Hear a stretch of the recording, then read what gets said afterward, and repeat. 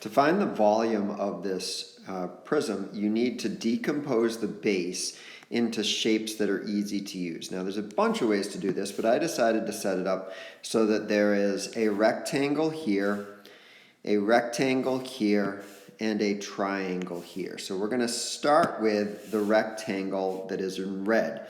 The area of that rectangle is 7 times 2, which equals 14. Now for the green, we know this measurement right here is 3, but we don't know this side, but we can figure it out.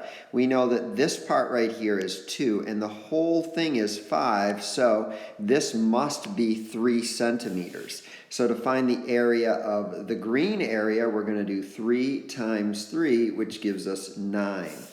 And then the yellow area is a triangle. We know that this side here, actually I need to erase something just so that I have some room. This side here is 3 because we just figured that out. And this bottom part, we know this whole part here is 7. This part is 3, which would make that 4. So the area of the triangle would be 3 times 4 divided by 2, which equals 6. So now we have our 3 different areas, and we can add them all up. 14 plus 9 plus 6 gives you 29.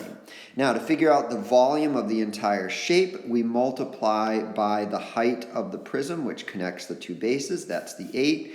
29 times 8 equals 232 centimeters cubed. But for assessments, you'll just type in 232.